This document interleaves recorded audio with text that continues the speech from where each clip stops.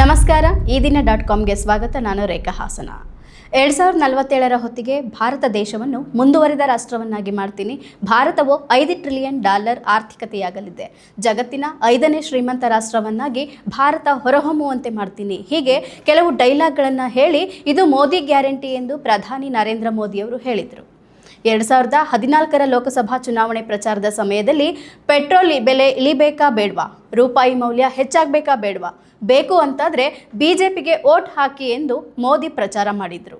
Dollar ಎದುರು ರೂಪಾಯಿ ಮೌಲ್ಯ ಕುಸಿತವನ್ನೇ ಅಸ್ತ್ರವನ್ನಾಗಿ ಇಟ್ಟುಕೊಂಡು 2014ರ ಲೋಕಸಭಾ ಚುನಾವಣೆಯಲ್ಲಿ ಗೆದ್ದು ಅಧಿಕಾರದ ಚುಕ್ಕಾಣಿ ಹಿಡಿದಿದ್ರು. ಇನ್ನು ಬಿಜೆಪಿಗರು ಆ ಸಮಯದಲ್ಲಿ $1 $1 ಬರುವಂತೆ ಮಾಡ್ತೇವೆ ಎಂದು ಬೊಬ್ಬೆ ಹೊಡಿತಿದ್ರು. ಆದರೆ ಚುನಾವಣೆಯಲ್ಲಿ ಗೆಲ್ಲೋದಕ್ಕೆ ಮೋದಿ ಜನರಿಗೆ ನೀಡಿದ ಮೋದಿ ಗ್ಯಾರಂಟಿ ಸಂಪೂರ್ಣ ಹುಸಿಯಾಗಿದೆ. ಈ ಭರವಸೆ ಅಥವಾ ಮೋದಿ ಗ್ಯಾರಂಟಿ ಅನ್ನೋದನ್ನು ನೀಡಿರೋದು ಜಸ್ಟ್ ಆ ಕ್ಷಣಕ್ಕೆ ಚುನಾವಣೆಯಲ್ಲಿ ಗೆಲುವು ಕಾಣುವುದಕ್ಕೆ, ಪ್ರಧಾನಿ ಹುದ್ದೆಯನ್ನು ಅಲಂಕರಿಸುವುದಕ್ಕೆ ಎನ್ನುವುದು ಸದ್ಯದ ರೂಪಾಯಿ ಮೌಲ್ಯ ಕುಸಿತ ಮತ್ತು GDP ದರ ಕುಸಿದಿರುವುದನ್ನು ನೋಡಿದ್ರೆ ಗೊತ್ತಾಗ್ತದೆ. ಹೌದು, ಅಮೆರಿಕದ ಡಾಲರ್ ಎದುರು ಭಾರತದ ರೂಪಾಯಿ ಮೌಲ್ಯವು ಸಾರ್ವಕಾಲಿಕ ಕನಿಷ್ಠ ಮಟ್ಟಕ್ಕೆ ಕುಸಿದಿದೆ. ಸೋಮವಾರ 79.7ಕ್ಕೆ ಸಾರ್ವಕಾಲಿಕ ಕುಸಿತ ಕಂಡಿತ್ತು. ಮಂಗಳವಾರದ ಅಂತಾರಾಷ್ಟ್ರೀಯ ಆರಂಭಿಕ ವಹಿವಾಟಿನಲ್ಲಿ 32 ಪೈಸೆ ಕುಸಿದು 89.85 ತಲುಪಿದೆ.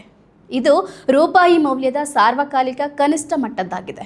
ಅಮೆರಿಕ ಮತ್ತು ಭಾರತದ ನಡುವೆ ವ್ಯಾಪಾರ ಒಪ್ಪಂದ ಕುರಿತು ಅನಿಶ್ಚಿತತೆಯೊಂದಿಗೆ ಮಂದಗತಿಯ ವ್ಯಾಪಾರ ಚಟುವಟಿಕೆ ಮತ್ತು ಬಂಡವಾಳ ಹರಿವಿನ ನಡುವೆ ಈ ಕುಸಿತ ಕಂಡಿದೆ ಎಂದು ರಾಯ್ಟರ್ಸ್ ಸುದ್ದಿ ಸಂಸ್ಥೆ ವರದಿ ಮಾಡಿದೆ. ಹೌದು, ವಿದೇಶಿ ಮಾರುಕಟ್ಟೆಗಳಲ್ಲಿ ಅಮೆರಿಕ ಕರೆನ್ಸಿಯ ಪ್ರಾಬಲ್ಯ ಮತ್ತು ನಿರಂತರ ವಿದೇಶಿ ನಿಧಿಯ ಹೊರಹರಿವು ಹೆಚ್ಚಾಗಿದೆ. ಇದು ಭಾರತದ ರೂಪಾಯಿ ಮೇಲೆ ಒತ್ತಡವನ್ನು ಹೆಚ್ಚಳ ಮಾಡಿದೆ. ಅಷ್ಟೇ ಅಲ್ಲದೆ ಕಾರ್ಪೊರೇಟ್ ಸಂಸ್ಥೆಗಳು, ಆಮದುದಾರರು ಮತ್ತು ವಿದೇಶಿ ಹೂಡಿಕೆದಾರರಿಂದ ಡಾಲರ್ಗೆ ಬೇಡಿಕೆ ಹೆಚ್ಚಳವಾಗಿದೆ. ಹಾಗೆಯೇ ಕಚ್ಚಾ ತೈಲ ಬೆಲೆ ಏರಿಕೆಯೂ ಕೂಡ ಕರೆನ್ಸಿ ಮೇಲೆ ಒತ್ತಡ ಹೆಚ್ಚಾಗಲು ಕಾರಣವಾಗಿದೆ.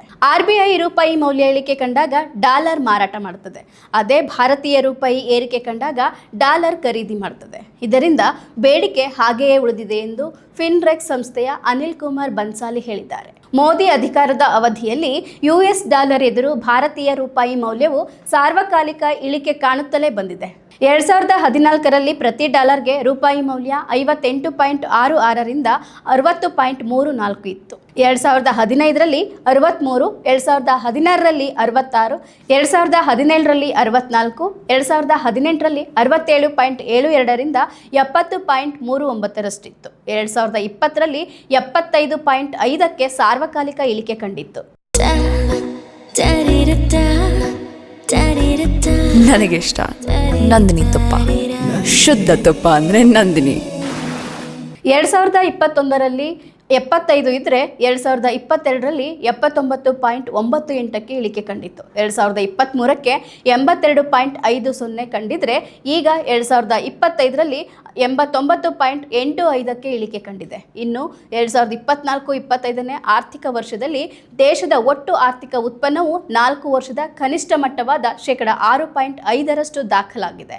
2023-24ರಲ್ಲಿ GDP 9.2% ಪ್ರಗತಿ ಕಂಡಿತ್ತು. ತಯಾರಿಕಾ ವಲಯದ ಬೆಳವಣಿಗೆ ಕುಸಿತವೇ ಈ ಇಳಿಕೆಗೆ ಕಾರಣ ಎಂದು ಬಿಡುಗಡೆಯಾಗಿರುವ ರಾಷ್ಟ್ರೀಯ ಸಾಂಖ್ಯಿಕ ಕಚೇರಿಯ ವರದಿ ಹೇಳಿದೆ.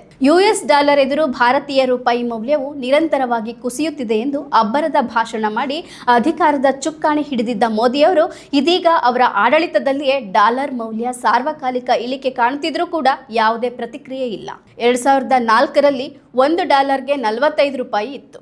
ಇದೀಗ ಮೋದಿ ಆಡಳಿತದಲ್ಲಿ 2025ರಲ್ಲಿ ರೂಪಾಯಿ ಮೌಲ್ಯ $1ಗೆ 89 ರೂಪಾಯಿಗೆ ಕುಸಿದಿದೆ. ಇದು ಐತಿಹಾಸಿಕ ಕನಿಷ್ಠ ಮಟ್ಟದ್ದಾಗಿದೆ. ಒಟ್ಟಿನಲ್ಲಿ ಚಿನ್ನ, ಬೆಳ್ಳಿ, ಅಕ್ಕಿ, ಬೇಳೆ, ಅಡುಗೆ ಎಣ್ಣೆ, ಅಡುಗೆ ಅನಿಲ, ಪೆಟ್ರೋಲ್, ಡೀಸೆಲ್, ರಸಗೊಬ್ಬರ ಎಲ್ಲದರ ಬೆಲೆ ಏರಿಕೆಯಾಗಿದೆ. ಮೋದಿ ಸರ್ಕಾರದ ತಪ್ಪು ಆರ್ಥಿಕ ನೀತಿಗಳಿಂದ 11 ವರ್ಷಗಳಲ್ಲಿ ಜನರ ಆದಾಯ ಕಡಿಮೆಯಾಗಿದೆ. ಇದಕ್ಕೆಲ್ಲ ಮೋದಿ ಸರ್ಕಾರವೇ ನೇರ ಕಾರಣ.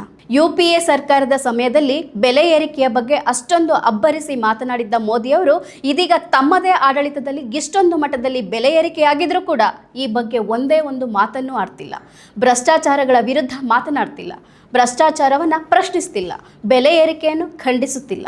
2014ರಲ್ಲಿ 414 ರೂಪಾಯಿ ಇದ್ದ ಅಡುಗೆ ಅನಿಲದ ಬೆಲೆ ಈಗ 1050 ರೂಪಾಯಿಗೆ ಏರಿಕೆಯಾಗಿದೆ. ಪೆಟ್ರೋಲ್ ಬೆಲೆ 70 ರೂಪಾಯಿಂದ 80 ರಿಂದ 103 ರೂಪಾಯಿಗೆ ಏರಿಕೆಯಾಗಿದೆ. ತರಕಾರಿ, ಎಣ್ಣೆ, ಕಾಳು, ಬೇಳೆ ಹಾಗೂ ಅಗತ್ಯ ವಸ್ತುಗಳ ಬೆಲೆಗಳು ಗಗನಕ್ಕೇರಿವೆ. ಬಡವರು ಪೌಷ್ಟಿಕ ಆಹಾರ ಖರೀದಿಸಿ ತಿನ್ನುವುದಕ್ಕೆ ಪರದಾಡಬೇಕಾದ ಪರಿಸ್ಥಿತಿ ಎದುರಾಗಿದೆ. ಚಿನ್ನದ ಬೆಲೆ 2014ರಲ್ಲಿ 10 ಗ್ರಾಮ್ಗೆ 28,000 ರೂಪಾಯಿ ಇದ್ದದ್ದು ಈಗ 1 ಲಕ್ಷ ಗಡಿ ದಾಟಿದೆ. ಬಡವರಿಗಂತೂ ಬಂಗಾರ ಕೊಳ್ಳುವುದು ಮರೀಚಿಕೆಯಾಗಿದೆ. ಜಾಗತಿಕ ಕಚ್ಚಾ ತೈಲದ ಬೆಲೆ ಇಳಿದಿದ್ರೂ ಪೆಟ್ರೋಲ್ ಬೆಲೆ ಏರ್ತಲೇ ಇದೆ. ದೇಶದಲ್ಲಿ ಬೆಲೆ ಏರಿಕೆ ತಡೆಯುವುದು, ಭ್ರಷ್ಟಾಚಾರ ನಿಯಂತ್ರಣ, ನಿರುದ್ಯೋಗ ನಿವಾರಣೆ, ರೂಪಾಯಿ ಮೌಲ್ಯವರ್ಧನೆ, ಬಡತನ ಪೌಷ್ಟಿಕತೆ ನಿವಾರಣೆ, ಮಹಿಳಾ ಸುರಕ್ಷತೆ, ಮಕ್ಕಳ ಮೇಲಿನ ದೌರ್ಜನ್ಯ ತಡೆಗೆ ಪರಿಣಾಮಕಾರಿ ಕ್ರಮ, ಜನಪರ ಯೋಜನೆ ನೀಡುವಲ್ಲಿ ಮೋದಿ ಸರ್ಕಾರ ಸಂಪೂರ್ಣವಾಗಿ ವಿಫಲವಾಗಿದೆ. 100 ದಿನಗಳಲ್ಲಿ ಬೆಲೆ ಏರಿಕೆ ಕಡಿಮೆ ಮಾಡುತ್ತೇನೆಂದು ಭರವಸೆ ನೀಡಿದ್ದ ಮೋದಿಯವರು 2014ರಿಂದ 2019ರವರೆಗೆ ಮೊದಲ ಅವಧಿ, 2019ರಿಂದ 24ರವರೆಗೆ ಎರಡನೇ ಅವಧಿ ಮತ್ತು 2024ರಿಂದ 3ನೇ ಅವಧಿಯಲ್ಲಿ ಪ್ರಧಾನಮಂತ್ರಿಯಾಗಿ ಸೇವೆ ಸಲ್ಲಿಸುತ್ತಿದ್ದಾರೆ. ನರೇಂದ್ರ ಮೋದಿಯವರು ಅಧಿಕಾರದ ಗದ್ದುಗೆ ಏರಿ ಬರೋಬ್ಬರಿ 11 ವರ್ಷ 6 ತಿಂಗಳು 7 ದಿನಗಳಾಗಿವೆ. ಇಷ್ಟು ದಿನಗಳಾದರೂ ಕೂಡ ಬೆಲೆ ಏರಿಕೆ ಕಡಿಮೆ ಮಾಡುವ ನಿಟ್ಟಿನಲ್ಲಿ ಕಾರ್ಯನಿರ್ವಹಿಸಿಲ್ಲ. ಈ ಹಿಂದೆ ಘಂಟಾಘೋಷವಾಗಿ ಬೆಲೆ ಏರಿಕೆ ವಿರುದ್ಧ ಮಾತನಾಡುತ್ತಿದ್ದ ಮೋದಿಯವರು ಇದೀಗ ಬೆಲೆ ಏರಿಕೆ ವಿಚಾರವಾಗಿ ಉಸಿರೇ ಎತ್ತುತ್ತಿಲ್ಲ. ಈ ಬಗ್ಗೆ ಒಂದೇ ಒಂದು ಮಾತನಾಡ್ತಿಲ್ಲ. ಮೋದಿ ಸುಮ್ಮನಿರುವುದೇ ಮೋದಿ ಗ್ಯಾರಂಟಿಯಾ ಎನ್ನುವಂತಾಗಿದೆ. ನಮಸ್ಕಾರ.